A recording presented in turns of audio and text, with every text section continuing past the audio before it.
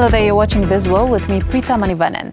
The first story, Bank Negara Malaysia is likely to keep its overnight policy rate OPR at 1.75% on Wednesday, following the 125 basis points of cumulative cuts in 2020. According to investment bank JP Morgan, this was due to the latest stimulus package, short duration of the movement control order, MCO restrictions, and limited policy rate transmission mechanism. While risks of a cut have increased, it said there are several reasons for Bank Negara to remain on hold.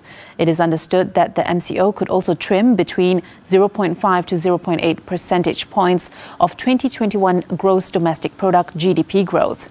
Furthermore, businesses and consumers are now arguably more adept at operating in this new normal compared to the previous restrictions.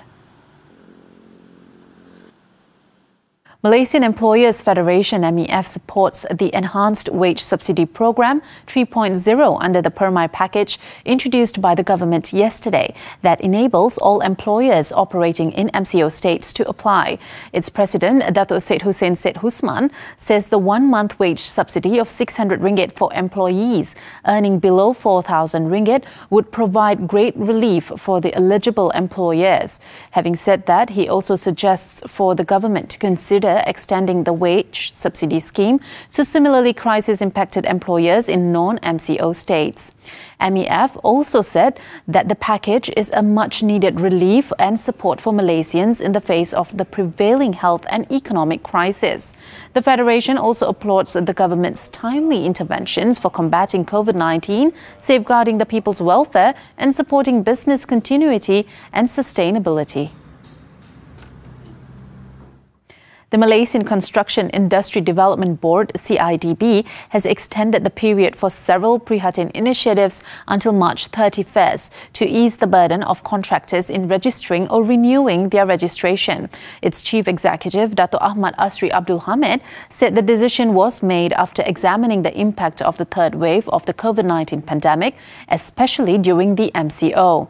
Now the extension is given following feedback from industry players, including the Master Builders Association Malaysia and the Malaysian Malay Contractors Association.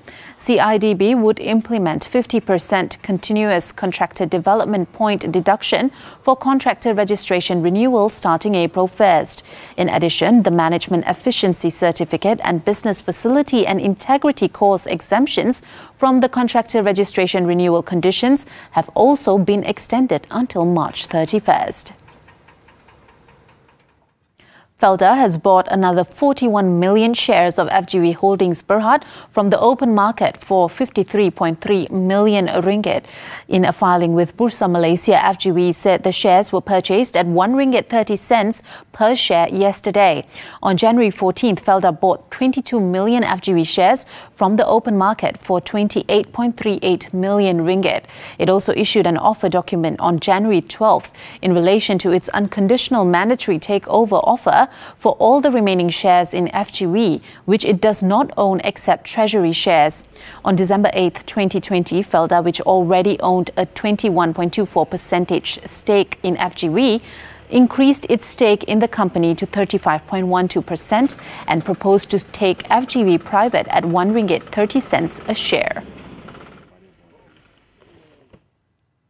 Conditions in Asia-Pacific APAC are expected to improve this year, supported by the gradual recovery of economic activities, given the early containment of the pandemic in several Asian economies.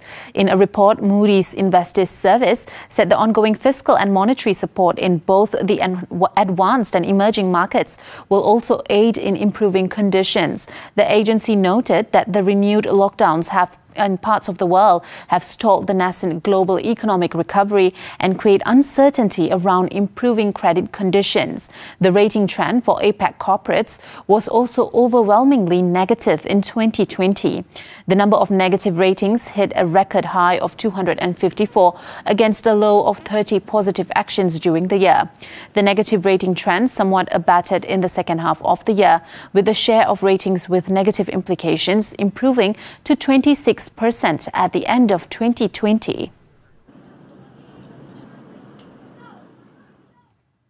That's all the time we have for Bizworld today. I'm Pritha Manivannan. Thank you for watching and keep tuning in to TV3.